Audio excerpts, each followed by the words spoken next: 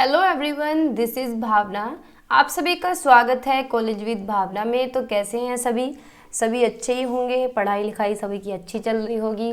Paper आपके आने को ही है, सिर पे ही है। ये मानो आपके पास मुश्किल से 15 से 20 दिन का टाइम है। ठीक है, हार्डली तो नहीं कह सकते लेकिन रेयरली कह सकते हैं कि 15 से 20 दिन का टाइम है। और अगर लेट पेपर होते हैं तो 1 महीना भी मान सकते हैं। ठीक है, क्योंकि अभी 9 तारीख है। आज 9 तारीख है और मई के फर्स्ट वीक तक उन्होंने बोला है, तो सेकंड वीक तक में भी आ सकता है। तो 1 महीना ही मान के चलो, 1 महीना हम मान लेते हैं आपके पास है। ठीक है, लेकिन आपको तैयारी क्या करनी है, 15 से 20 दिन अपने दिमाग में रख के करनी है, तो आपकी तैयारी और तेज हो जाएगी। ठीक है, तो स्टार्ट करते हैं। अगर आप चैनल पे नए हैं तो सब्सक्राइब कर लें कॉलेज विद भावना को, क्योंकि क्लासेस डेली हम कर ही रहे हैं। सारे टॉपिक हम धीरे धीरे कंप्लीट करते जा रहे हैं। जितने भी टॉपिक हम कर चुके हैं, मतलब ऐसा मैं मान रही हूँ कि आप लोगों ने देख लिए होंगे। अगर नहीं देखे हैं तो जाकर देख लें, क्योंकि कम से कम 70 से 80% सिलेबस हम कवर कर चुके हैं अपने कॉमन सब्जेक्ट्स का। ठीक है भाई, पहले कॉमन सब्जेक्ट्स पे तो ध्यान देंगे, फिर देंगे पेडागोजिकल सब्जेक्ट पे। तो कॉमन सब्जेक्ट हमारे कंप्लीट होने को हैं और फिर पेडागोजिकल सब्जेक्ट करेंगे। ठीक है, अब आगे आगे बड़ी बड़ी क्लासेस करूँगी। अब 1-2 दिन बीच में फंक्शन भी था कॉलेज में, तो मतलब इसी वजह से छोटी क्लासेस हो रही हैं। बाकी आगे बड़ी क्लासेस में करूँगी। ठीक है, तो हम क्या कर चुके हैं, फिलॉसफी जो है उसकी 4 यूनिट कंप्लीट कर चुके हैं, यानी 4th में कुछ टॉपिक रहते हैं। Growing up as a learner की 3rd यूनिट आज कंप्लीट हो जाएगी, यानी 3 यूनिट इसकी कंप्लीट हो गई हैं। ठीक है, यानी आज की वीडियो लगा के। ठीक है, जो टीचर टीचिंग टेक्नोलॉजी है उसकी हम 5 यूनिट कंप्लीट कर चुके हैं, जो पिछले 5 साल में टॉपिक पूछे गए हैं। कंटेम्प्रेरी इंडिया की हम 2nd यूनिट पे आ रहे हैं, 2nd यूनिट चल रही है, उसका हम अब करेंगे हंटर कमीशन, यानी कल। ठीक है, तो ये आपके कॉमन सब्जेक्ट की बात हुई। इसके बाद हम बायोलॉजिकल साइंस और फिजिकल साइंस की मैं मैराथन लूँगी। फिर उसके बाद बाकी पेडागोजिकल सब्जेक्ट भी करेंगे, जो लोग ज़्यादा हमारे साथ जुड़े हुए हैं, जैसे कि एसएसटी है, इंग्लिश का भी देख लेंगे। ठीक है, तो ये बात हुई बीएड की। बाकी अगर आप यूपी टेट देने जा रहे हैं या फिर सी टेट देंगे तो लेट्स क्रैक को सब्सक्राइब कर लें, क्योंकि सी टेट की क्लासेज यहाँ ऑलरेडी अपलोडेड हैं। प्लेलिस्ट बनी हुई है इंग्लिश पेडागोजी की भी, हिंदी पेडागोजी की भी, मैथ पेडागोजी मैंने कंप्लीट कराई हुई है। सारी पेडागोजी मैंने बेसिक से कराई है और बिल्कुल कंप्लीट कराई हुई हैं। ईवीएस का कंटेंट प्लस पेडागोजी दोनों करा रखी हैं, तो दोनों आप देख लेंगे। ठीक है, सीडीपी अब हम कर रहे हैं, 25 से 30 क्लासेस हम कर चुके हैं सीडीपी की, जो कि इक्वली बेनिफिशियल है यूपी टेट के लिए भी और सी टेट के लिए भी। ठीक है, तो ये बात हुई। दोनों जगह आप बेल आइकन को भी ऑन कर लें, क्योंकि जब भी वीडियो आए आपको पता चल जाए, क्योंकि थोड़ा बहुत टाइम इधर उधर हो जाता है, तो कम से कम आपके पास नोटिफिकेशन आ जाए। और अगर आपको कोई भी क्वेरी हो, कुछ भी कहना हो, तो इंस्टाग्राम पे मैसेज कर सकते हैं भावना त्यागी ऑफिशियल के नाम से सर्च करके। ठीक है, और पीडीएफ की बात बता देती हूँ। देखो, सभी को नहीं पता है कि पीडीएफ कहाँ मिलती है। पीडीएफ जो है टेलीग्राम पे मिलती है। टेलीग्राम आप सर्च भी कर सकते हैं कॉलेज विद भावना, या फिर डिस्क्रिप्शन में मैंने लिंक दिया हुआ है, उस लिंक से जा सकते हैं। अदरवाइज अगर आपसे जाना नहीं आ रहा है, कुछ भी दिक्कत हो रही है, तो कमेंट सेक्शन में कमेंट कीजिए, मैं वहाँ पे आपको पिन कर देती हूँ। और करती भी हूँ, बहुत सारे स्टूडेंट्स को मैंने किया भी है। ठीक है, क्योंकि मैं सभी की कमेंट का रिप्लाई देती हूँ ज़्यादातर। ठीक है, कोशिश मेरी यही रहती है कि सभी लोगों का रिप्लाई दिया जाए। ठीक है, तो हम कर रहे हैं growing up as a learner. इसकी हम 2 यूनिट कंप्लीट कर चुके हैं, 3rd यूनिट आज कंप्लीट हो जाएगी इसकी। इसमें जो थ्योरी थी वो हम कर रहे हैं, पेवलोव की, थॉर्नडाइक की हमने कर ली हैं। आज हम करेंगे स्किनर की, इनसाइट भी कर सकते हैं। तो पिछले 5 साल के पेपर हम लेके चल रहे हैं, यानी टॉपिक। लेकिन इस वाली जो यूनिट है, यूनिट 3rd, इसमें मैंने 5 साल को कंसिडर करते करते 1-2 टॉपिक एक्स्ट्रा भी कराया है। ठीक है, जैसे कि थॉर्नडाइक है, थॉर्नडाइक अलग से कहीं नहीं पूछा था, लेकिन एक क्वेश्चन आ रहा था कि व्हाट इज लर्निंग, कोई भी एक थ्योरी आप बता दीजिए, तो इसलिए मैंने थॉर्नडाइक भी कराई है। ठीक है, पेवलोव भी कराई है, और आज हम स्किनर करेंगे। ठीक है, देखते हैं इनसाइट यानी कोहलर की थ्योरी भी कर सकते हैं। तो पिछले 5 साल को हम कंसीडर कर रहे हैं, एक बार पेपर देख लेते हैं कि कहाँ स्किनर पूछे गए हैं। देखो, ये जो पेपर है ये है 2018 का पेपर। 2018 में क्वेश्चन पूछा गया था। देखो, एजुकेशनल साइकोलॉजी, ये तो हम सब कर चुके हैं। एजुकेशनल साइकोलॉजी क्या होती है, इसके स्कोप और ऑब्जेक्टिव। गिफ्टेड चिल्ड्रन पे कंप्लीट पूरी एक वीडियो मैंने बनाई हुई है। गिफ्टेड चिल्ड्रन, उसके कैरेक्टरिस्टिक और उनके लिए क्या क्या अरेंजमेंट होते हैं। ठीक है, प्रॉब्लम्स ऑफ एडोलसेंस भी हमने किया है लास्ट वाली वीडियो, यानी जो 2nd यूनिट की लास्ट वीडियो है। ठीक है। देखो ये पूछा गया है और करके कि describe Skinner's theory of operant conditioning, what is the importance of this theory in teaching learning process. यानी एक तरीके से स्किनर थ्योरी को पूछा गया है और उसकी एजुकेशनल इम्प्लीकेशन पूछी गई है। ठीक है, तो पढ़ते हैं, देखते हैं क्या है प्रोसेस सारा। ठीक है, स्टार्ट करते हैं। लर्निंग के बारे में हमने कर लिया है, क्या इसकी कैरेक्टरिस्टिक हैं, फैक्टर्स अफेक्टिंग क्या हैं। ठीक है, थॉर्नडाइक हम कर चुके हैं, पैवलोव भी हमने कर लिया है। और किसी का मैसेज आ रहा था कि इनकी पीडीएफ कब मिलेगी, तो भाई आज मिलेगी, क्योंकि ये पूरी पीडीएफ मैंने एक साथ बनाई थी, तो एक ही साथ दूंगी मैं आपको, तो परेशान होना नहीं है बिल्कुल भी। ठीक है, तो चलते हैं अपने टॉपिक की तरफ। आजा भाई, ऑपरेंट कंडीशनिंग थ्योरी। ठीक है, हिंदी में क्या बोलते हैं, हिंदी में बहुत सारे नाम है। देखो आप कहते हो ना कि हिंदी में नंबर नहीं अच्छे आते, क्या हिंदी क्या है, हिंदी अच्छी है, नंबर भी अच्छे आते हैं, और जो हिंदी में लिख सकते हैं बहुत अच्छी बात है। लेकिन जो इंग्लिश मीडियम के बच्चे हैं वो अपना मीडियम चेंज ना करके इंग्लिश में ही रहें, क्योंकि इंग्लिश में नाम ईजी पढ़ते हैं। देखो जैसे इंग्लिश में ऑपरेंट कंडीशनिंग थ्योरी है, एक नाम याद रखना है आपको, मतलब एक आधा नाम और हो सकता है कि इंस्ट्रूमेंटल कंडीशनिंग थ्योरी। लेकिन हिंदी में देखो कितने नाम है, सक्रिय अनुबंधन सिद्धांत, कार्यात्मक अनुबंधन सिद्धांत, क्रिया प्रसूत अनुबंधन सिद्धांत, नैमित्तिक अनुबंधन सिद्धांत, साधनात्मक अनुबंधन सिद्धांत। तो कोई सा भी नाम, अब चलो बीएड में तो देगा नहीं, लेकिन आगे जो कॉम्पिटिटिव एग्जाम है कोई भी नाम आपको दे सकता है। ठीक है, इसे टाइप आर कंडीशनिंग भी बोलते हैं। ये किसने दी है, बीएफ स्किनर ने दी है। बीएफ स्किनर का नाम आपने सुना होगा, बताओ कहाँ सुना है। हमने प्रोग्राम्ड इंस्ट्रक्शन पढ़ा था टीचर टीचिंग टेक्नोलॉजी में, तो वहाँ आपने बीएफ स्किनर को सुना होगा। ठीक है, रहने वाले कहाँ थे, अमेरिका के निवासी थे। इनकी बुक थी famous, the behaviour of organism. ठीक है, तो पढ़ते हैं। इन्होंने एक्सपेरिमेंट किया था चूहे पे और कबूतर पे, लेकिन ज़्यादा जो फेमस एक्सपेरिमेंट है वो है चूहे वाला। कबूतर का कोई पूछता नहीं है और हम पढ़ेंगे भी नहीं। ठीक है, तो पढ़ते हैं। देखो क्या था, इन्होंने एक बॉक्स में, एक पिंजरे जैसे ही था, चूहे को बंद कर दिया। पहले आपको मैं फोटो दिखा देती हूँ। देखो इस तरह का ये बॉक्स है, स्किनर बॉक्स इसे हम कह सकते हैं। इसमें इन्होंने चूहे को बंद कर दिया। ये चूहा क्या है, 4 दिन से भूखा था, मतलब कई दिनों से भूखा था। कहीं 4 लिखा होगा, कहीं 3 लिखा होगा। तो भूखे चूहे को बंद कर दिया। यहाँ पे इलेक्ट्रिक ग्रिड लगा दी, यानी इनमें लाइट थी। लाइट मतलब ऐसे करंट नहीं लग रहा था, लेकिन इलेक्ट्रिक ग्रिड थी ये। यहाँ फूड पैलेट था कि चूहा क्या है, उछल कूद कर रहा है, उछल कूद करेगा, ज़्यादा से ज़्यादा एक्टिविटी करेगा तो उसे खाना मिल जाएगा जैसे ही लीवर पे उसका पैर जाएगा। तो पॉइंट्स के द्वारा भी इन्हें पढ़ लेते हैं, आप देख लीजिए कि उन्होंने अपने शास्त्रीय प्रयोग में क्या किया। स्किनर ने पिंजरे में एक भूखा चूहा बंद कर दिया, मतलब रखा।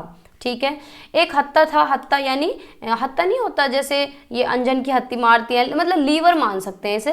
ठीक है, लीवर जैसे प्रेस करते हैं, तो उसे दबाए जाने के बाद चूहे को भोजन में एक गोली पहुंचाने के लिए एक युक्ति जारी की गई थी। यानी वो एक तरीका बनाया गया था कि भैया अगर चूहे का पैर लीवर पे जाता है तो उसे खाना मिल जाएगा। ठीक है, तो वो एक तरीका था। ठीक है, एक लीवर सेट किया गया था कि उछल कूद करेगा, अगर इसका हाथ हत्ते पे चला गया, लीवर पे चला गया तो इसे खाना मिल जाएगा। तो चूहा बहुत उछल कूद करता रहा, इधर हाथ पैर मारे बेचारे ने, कभी ऊपर उछला कभी नीचे उछला। बहुत हाथ पैर मारने के बाद उसने क्या कहा, प्रारंभ में चूहा चलने, सूंघने और खरोंचने जैसी बहुत सारी क्रियाओं में लगा हुआ था।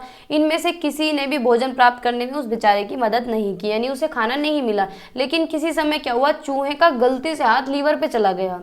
ठीक है, यानी एकदम से उसका लीवर पे हाथ पहुंच गया और उसे खाना मिल गया। तो यही एक्टिविटी चूहा बार बार करता रहा। जब दूसरी बार एक्सपेरिमेंट किया तो चूहे को लालच आ गया कि भाई तुझे फीडबैक मिलेगा, तू अगर लीवर पे हाथ लगाएगा तुझे रीइंफोर्समेंट में क्या मिलेगा, भोजन मिलेगा। ठीक है, तो चूहा बार बार यही करता रहा। ठीक है, तो चूहे के लिए वो जो खाना था वो एक बड़ा पुरस्कार था।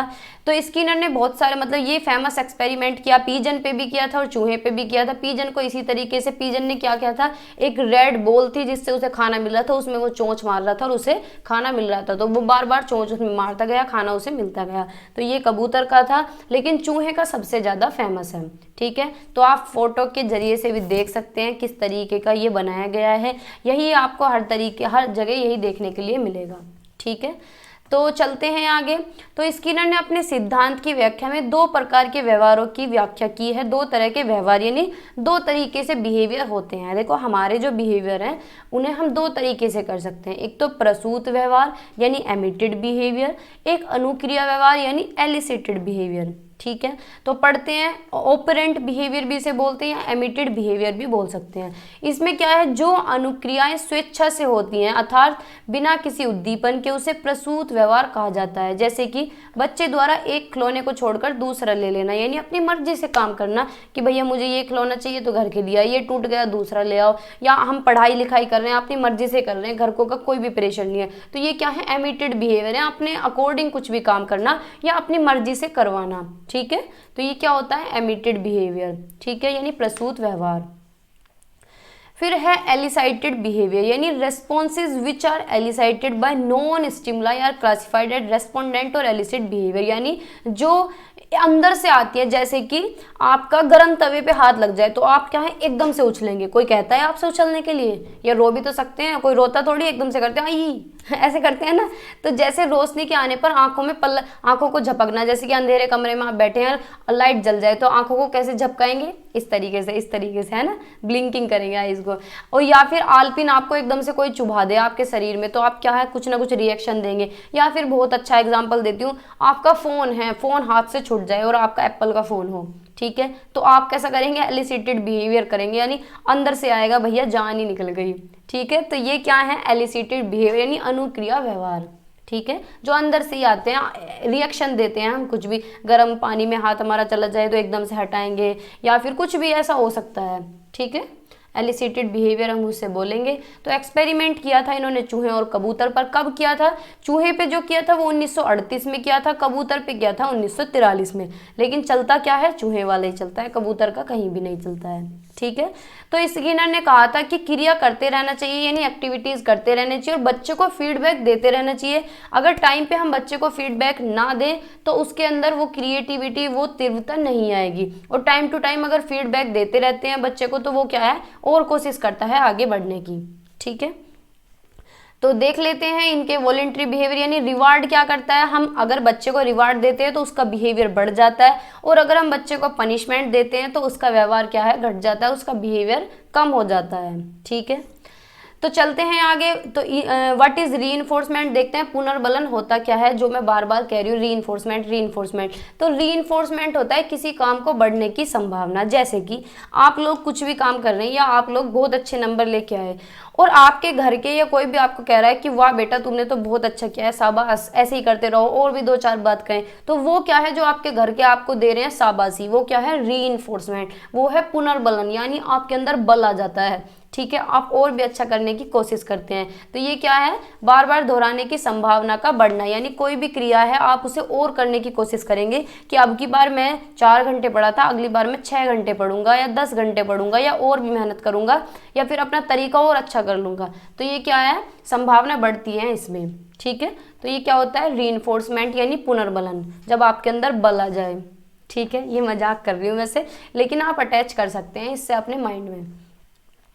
अब जो ये अनुक्रिया है, जो ये रीइंफोर्समेंट है, जो ये पुनर्बलन है, कोई आपको फीडबैक दे रहा है तो नेगेटिव भी हो सकता है, वो पॉजिटिव भी हो सकता है ना, हो सकता है ना। जैसे कि आप कपड़े पहन के खड़े हुए और आपको कह दे अरे यार कितना गंदा लग रहा है, कितनी गंदी लग रही है, तो वो क्या है, नेगेटिव रीइंफोर्समेंट है, यानी आपको क्या है, अच्छा रेस्पॉन्स पब्लिक से नहीं मिला।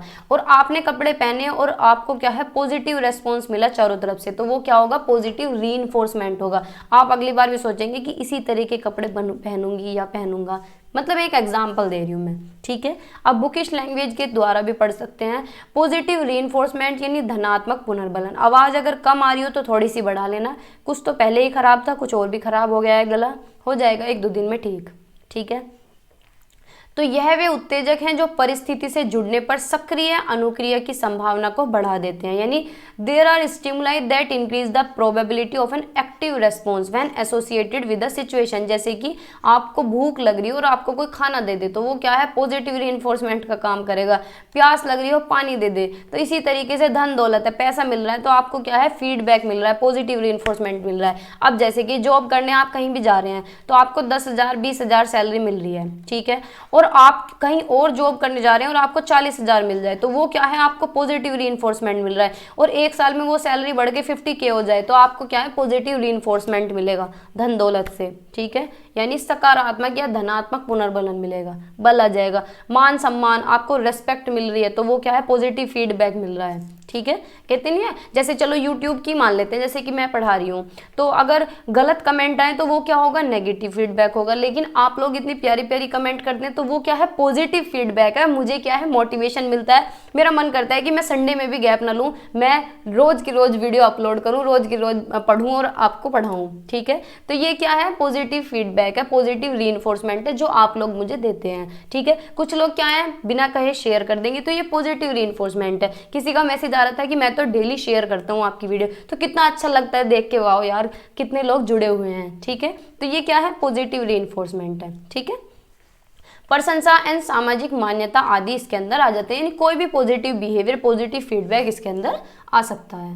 ठीक है, अब बात करते हैं नेगेटिव रीइंफोर्समेंट की, यानी वह उत्तेजक जिसे परिस्थिति से हटा लेने पर सक्रिय अनुक्रिया की संभावना को बल मिलता है। यानी जैसे कि बिजली से आघात को में करंट लग जाए तो वो नेगेटिव रीइंफोर्समेंट होगा। ठीक है, जैसे कि जो चूहा था उसके अंदर, जाल के अंदर, तो नीचे जो है बिजली की ग्रिड लगी हुई थी और बिजली से उसे बार बार जैसे करंट लग रहा था, तो वो क्या था, उसका नेगेटिव रीइंफोर्समेंट था। उसका मन नहीं कर रहा था लेकिन भूखा था, इसलिए उसे वहां पे उछल कूद करनी पड़ रही थी। कोई भी डरावनी आवाज, डरावनी यानी लीवर जब वो दबा रहा था तो उस लीवर से थोड़ी बहुत आवाज निकल रही थी, तो वो क्या है, डरावनी आवाज थी, वो नेगेटिव रीइंफोर्समेंट था। या फिर आपका कोई अपमान कर दे, आपकी कोई बेइज्जती कर दे, तो वो क्या होता है, नेगेटिव रीइंफोर्समेंट होता है। आप किसी के घर पे जाएं और आपकी कोई इंसल्ट कर दे, तो वो क्या है, नेगेटिव रीइंफोर्समेंट है, अगली बार आप उसके घर नहीं जाएंगे। या फिर आप सही काम कर रहे हैं या फिर आप कोई भी गलत काम कर रहे हैं, आपको कोई डांट फटकार कर दे, तो वो क्या है, नेगेटिव रीइंफोर्समेंट है। ठीक है, तो ऐसी बहुत सारी चीजें हो सकती हैं।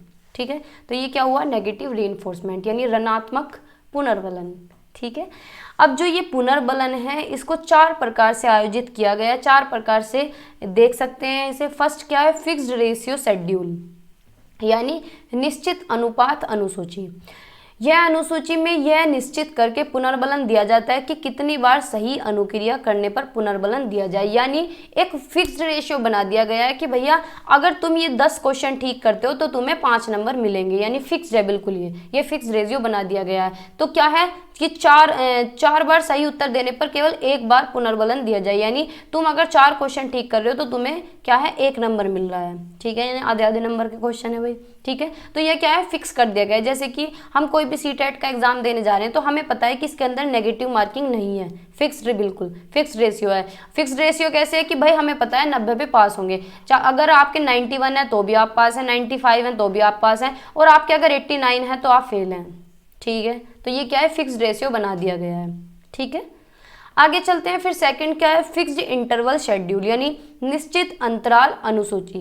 इंटरवल देख सकते हैं, जैसे कि इंटरवल क्या है, फिल्म में इंटरवल होता है, जब हम स्कूल में पढ़ते हैं तो उसमें इंटरवल होता है, यानी अंतराल, टाइम टू टाइम गैप लेके तो पढ़ते हैं। इसके अंदर इस अनुसूची में सीखने वाले को एक निश्चित समय के बाद पुनर्बलन दिया जाता है, यानी एक थोड़े से टाइम के बाद पुनर्बलन दिया जाता है। जैसे कि कोई भी सेमेस्टर वाइज आप कुछ भी कर रहे हैं तो आपका क्या है, 6 महीने बाद आपका रिजल्ट आता है, यानी एक अंतराल के बाद। ठीक है, या फिर आपका टेस्ट हो रहा है तो 10 दिन बाद आपका रिजल्ट घोषित हो रहा है, यानी एक अंतराल के बाद। ठीक है, तो समय अंतराल की यह अवधि 1 मिनट, घंटा, दिन, सप्ताह, महीना हो सकता है। उदाहरण के लिए 3 मिनट के बाद भोजन मिल रहा था चूहे को, चूहा बार बार पेडल पे हाथ मार रहा था, लीवर पे हाथ मार रहा था, उसे क्या है, हर 3-4 मिनट के बाद खाना मिल रहा था। या फिर आप देख सकते हैं कि आप कहीं टीचिंग करने जा रहे हैं और आपको सैलरी कब मिल रही है, पूरा महीना खत्म होने के बाद, कि भाई 1 तारीख आएगी तब मुझे सैलरी मिलेगी। तो वो क्या है, एक फिक्स क्या है, फिक्स इंटरवल है। फिक्स रेशियो तो है नहीं भाई, रेशियो तो इसलिए नहीं है कि अगली बार 1 साल में तुम्हारी 20 है, अगले साल तुम्हारी 25 सैलरी भी हो सकती है, 35 भी हो सकती है, 40 भी हो सकती है, लेकिन इंटरवल क्या है कि हर महीने तुम्हें सैलरी मिल रही है एक अंतराल पे। ठीक है, समझ आया। आगे चलते हैं। फिर है 100% अनुसूची, यानी 100% शेड्यूल। इस अनुसूची में सीखने वाले की प्रत्येक सही अनुक्रिया या व्यवहार का पुनर्बलन किया जाता है, यानी 100% शेड्यूल होता है, 100% आपको पुनर्बलन दिया जाता है। ठीक है, स्किनर के अनुसार इस प्रकार के पुनर्बलन से प्राणी किसी अनुक्रिया को अतिशीघ्र सीख लेता है, यानी जब आपको 100% कोई भी पुनर्बलन दे रहा है, टाइम टू टाइम पुनर्बलन दे रहा है और बैक टू बैक दे रहा है कि आपने 1 क्वेश्चन ठीक किया उस पर भी तुम्हें फीडबैक मिल रहा है, दूसरे तीसरे सारे क्वेश्चंस पे तुम्हें फीडबैक मिल रहा है, 100% तुम्हें फीडबैक मिल रहा है, तो तुम क्या है, काम अच्छी तरीके से करोगे और चीजें अच्छी तरह से सीख लोगे। ठीक है, आगे चलते हैं। फिर है पार्शियल शेड्यूल। पार्शियल यानी नाम से पता चल रहा है पार्ट में मिल रहा है पुनर्बलन। ठीक है, तो इस अनुसूची के अनुसार पुनर्बलन करते समय सही या गलत अनुक्रिया को महत्व नहीं दिया जाता, बल्कि अनिश्चित रूप में ही पुनर्बलन दिया जाता है। अर्थात इसमें कभी पुनर्बलन कर दिया जाता है, कभी नहीं दिया जाता, यानी कभी तो मिल जाता है फीडबैक, कभी नहीं मिलता। जैसे कि आप पढ़ रहे हैं तो कभी तो आपके घर के आपको शाबाशी दे रहे हैं कि वाह बेटा तूने बहुत अच्छा किया, कभी नहीं दे रहे हैं कि पढ़ रहा है तो पढ़ने दे, कोई बात नहीं। तो ऐसा हमेशा थोड़ी ना देते हैं कि हमेशा शाबाशी देते रहते हैं, हमेशा फीडबैक ही देते रहते हैं। या फिर आप स्कूल में, क्लास में या कॉलेज में हैं, आपके नंबर बहुत अच्छा रहे, एक बार आया आपके 100 में से 100, तो सभी ने आपको अप्रिशिएट किया, सभी ने आपको रीइंफोर्समेंट दिया। अगली बार आपके 100 में से 100 आए लेकिन किसी ने कुछ भी नहीं कहा। अब हर रोज थोड़ी ना कहेंगे, कभी कह रहे हैं कभी नहीं कह रहे, तो ये क्या है, पार्शियल शेड्यूल, ठीक है। और कभी कह भी सकते हैं, कभी नहीं भी कह सकते हैं, ठीक है। तो ये बात हुई।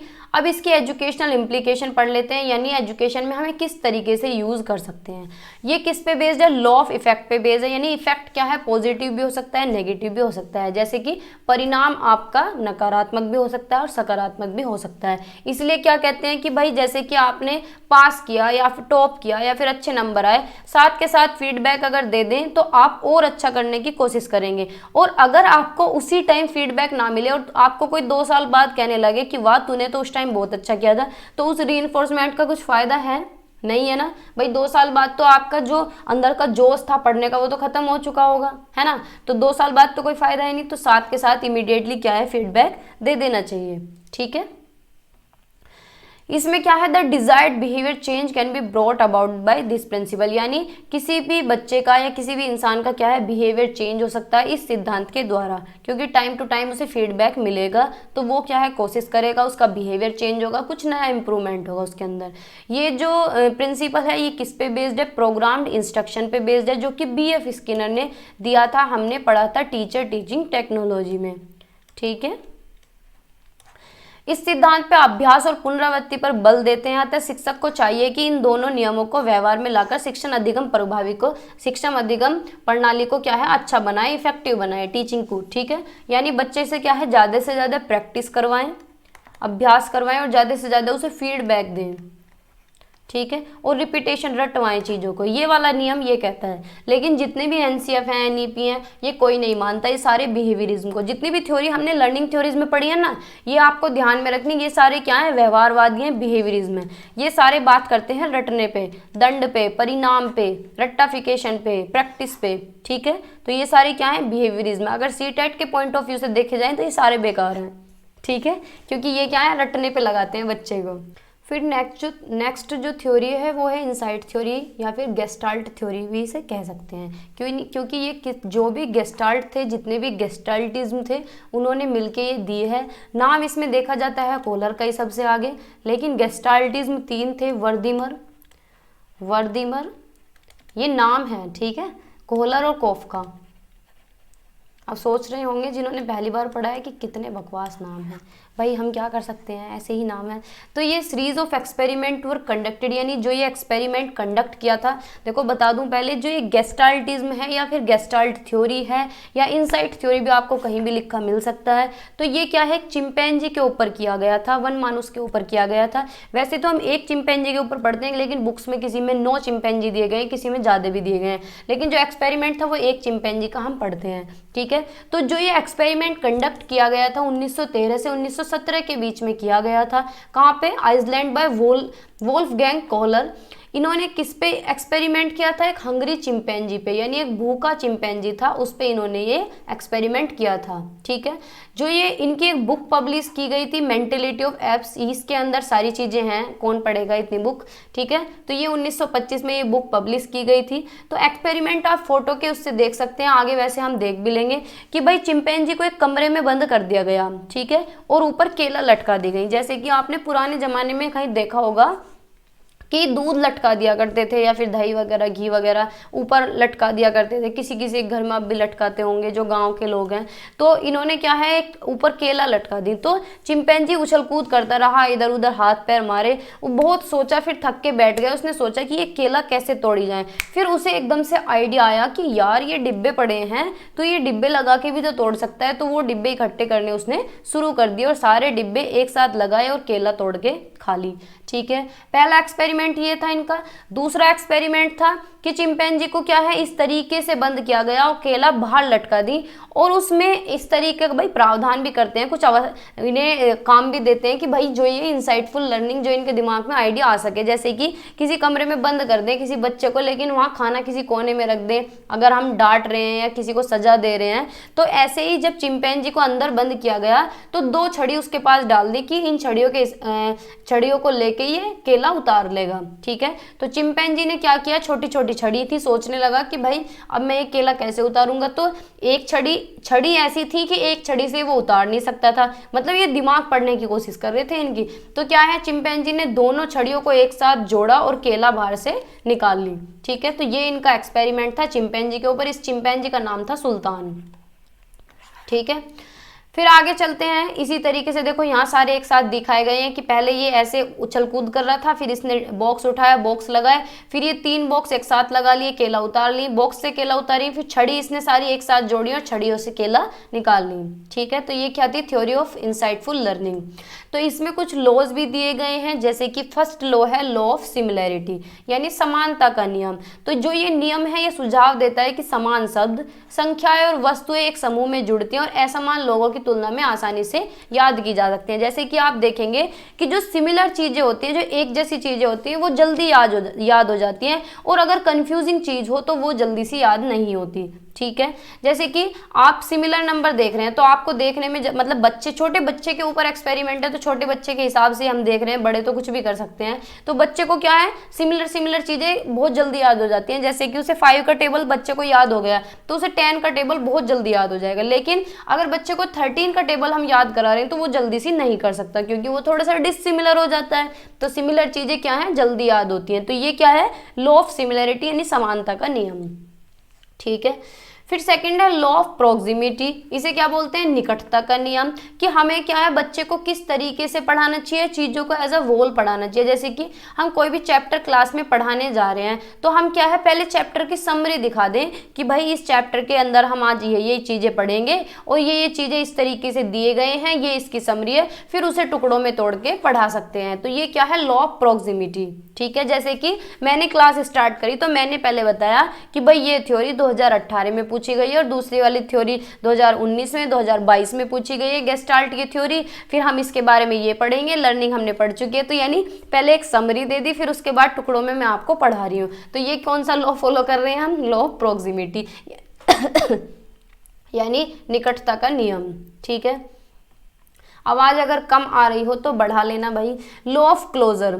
लॉ ऑफ क्लोजर क्या है, यह अधूरे पैटर्न को पूरा करने की प्रवृत्ति का सुझाव देता है। जैसे कि हम बच्चों को पढ़ाते हैं, बच्चों को हम फिलिंग द ब्लैंक्स देते हैं, या फिर कोई भी पजल दे देते हैं, या फिर इनकम्प्लीट को कंप्लीट करने के लिए दे देते हैं। तो इसके ऊपर है ये लॉ ऑफ क्लोजर। ठीक है, जैसे कि ये जो ट्राइंगल है, ये सर्कल दिए गए हैं, इन्हें जोड़ के क्या है, पूरा पैटर्न कंप्लीट करना है। जैसे कि बच्चे नहीं करते हैं फिल द पैटर्न, तो वो क्या है, लॉ ऑफ क्लोजर, यानी चीज़ों को, सारी चीज़ों को जोड़ के एज अ होल कर देना।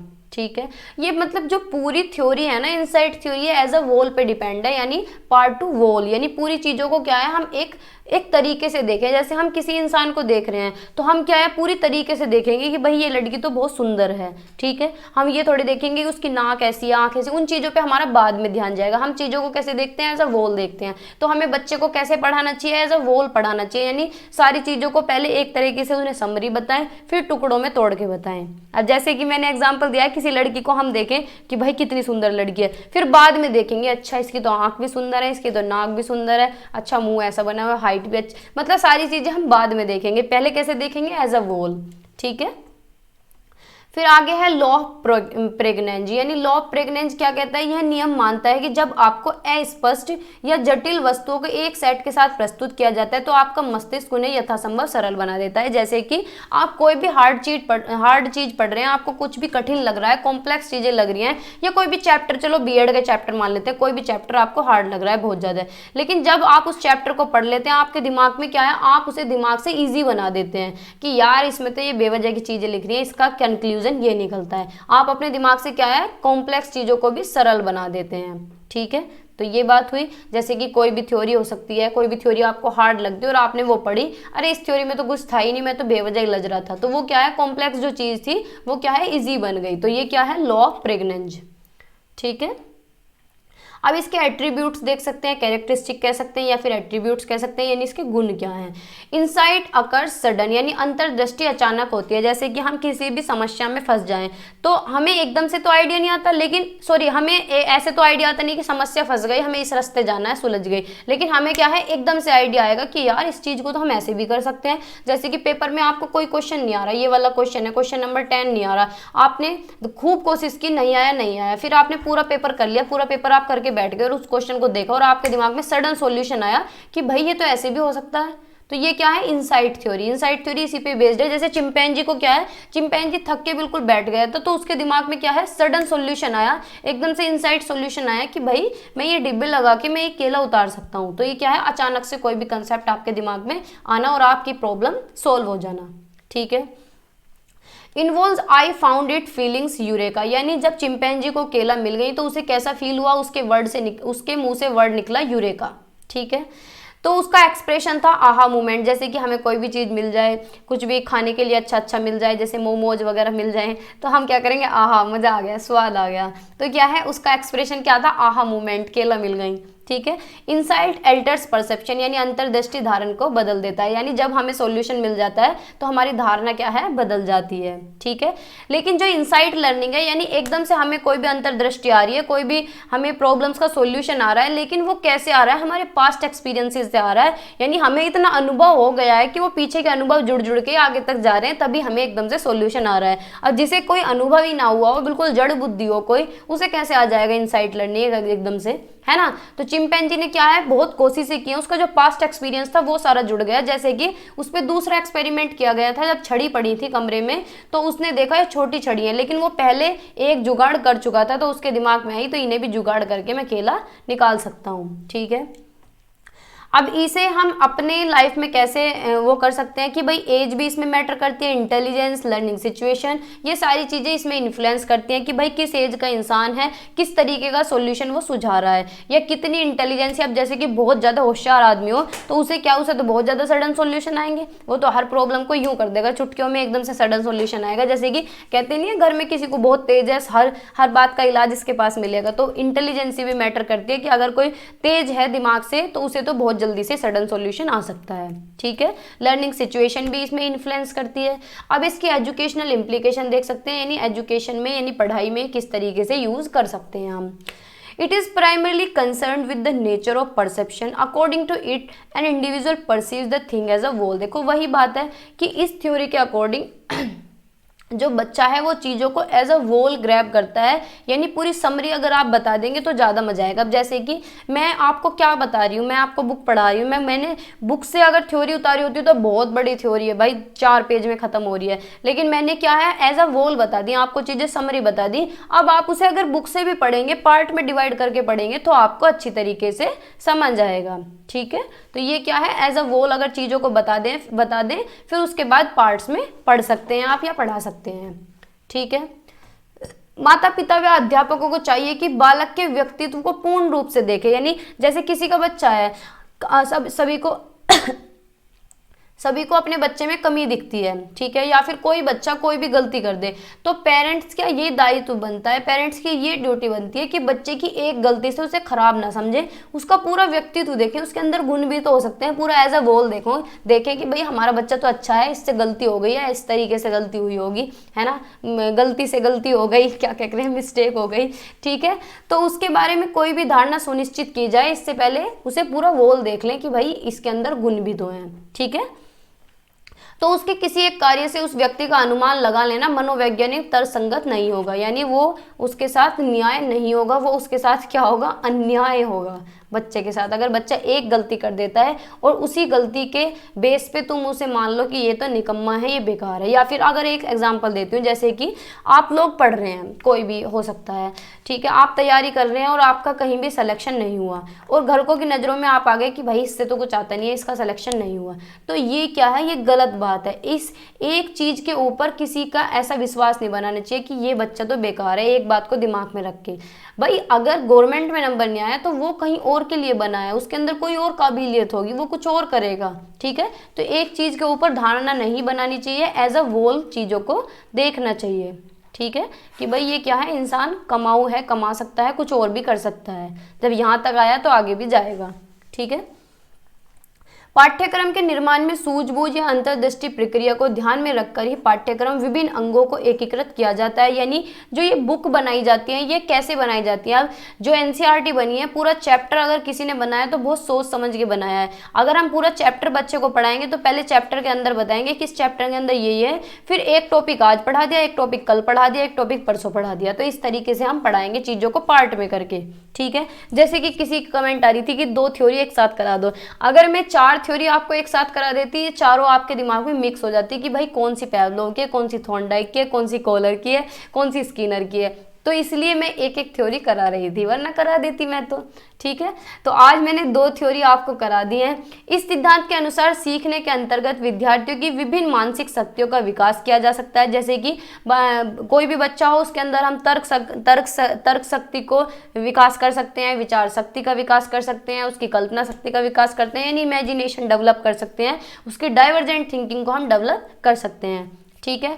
ये जो थ्योरी है इसमें गणित, विज्ञान, संगीत, व्याकरण आदि विषय को सीखने के लिए अधिक उपयोगी है, क्योंकि भाई हम क्या करते हैं, मैथ के क्वेश्चन अगर हम कर रहे हैं और हमें क्या है, क्वेश्चन नहीं आ रहा है और फिर एकदम से क्या आ रहा है, हमारे दिमाग में क्वेश्चन का आंसर आ गया कि सडन सॉल्यूशन आ गया, भाई ये फॉर्मूला लगाओ और ये क्वेश्चन ऐसे सोल्व हो जाएगा, तो गणित के लिए बहुत सही है, विज्ञान के लिए बहुत सही है, संगीत के लिए बहुत सही है, ठीक है। तो इन विषय के अंतर्गत बहुत सी समस्याएं आती हैं जिन्हें केवल सूझबूझ से ही सुलझाया जा सकता है, यानी इनसाइटफुल लर्निंग से ही सुलझाया जा सकता है। इस सिद्धांत शिक्षण में 2 प्रमुख, यानी वही बात है पूर्ण से अंश की ओर, यानी 2 चीज इसके अंदर इन्वॉल्व है, इसे इन्हें मैक्सिम्स बोलते हैं।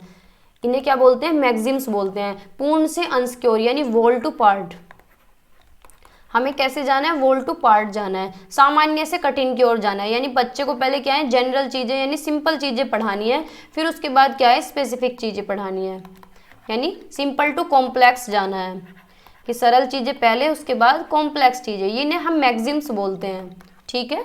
तो ये सिद्धांत यांत्रिक तरीकों से सीखने का खंडन करता है, जैसे रटना, आदत बनाकर, जैसे कि ट्रायल एंड एरर थ्योरी है, उसे ये नहीं मानते, जो कोलर हैं उसे ट्रायल एंड थ्योरी को इन्होंने क्या है, नकारा है, ठीक है, इन्होंने रिफ्यूज कर दिया कि बच्चा क्या है, रट के नहीं सीखता, बच्चा क्या है, इस तरीके से नहीं सीखता, बच्चे के अंदर क्या है, एकदम से सूझबूझ आती है, एकदम से इनसाइट लर्निंग होती है, एकदम से सडन सॉल्यूशन उसके दिमाग में आता है, ठीक है। तो इस चीज़ पे इन्होंने बात की थी। हमारा जो टॉपिक है वो यहीं तक है। आज का टॉपिक आपको कैसा लगा कमेंट सेक्शन में ज़रूर बताइए। मेरे गले से बिल्कुल भी आवाज़ नहीं निकल रही थी, धीरे धीरे बोल के मैंने क्लास बना दी है। अगर आपको आवाज़ कम लगे तो आवाज़ बढ़ा लेना, क्योंकि गले में ही इतनी आवाज़ है भाई, मैं क्या करूँ, ठीक है। तो बाय बाय, टेक केयर, पढ़ते रहिए, मुस्कुराते रहिए और ऐसे ही सपोर्ट करते रहें। अगर आपको वीडियोज़ अच्छी लग रही हैं, इन्फॉर्मेटिव लग रही हैं, तो शेयर करिए अपने फ्रेंड्स के साथ, ज़्यादा से ज़्यादा जितने भी लोग आपके साथ जुड़े हुए हैं बीएड से, चाहे वो फर्स्ट ईयर के हों चाहे वो सेकेंड ईयर के हों, ठीक है। Bye bye.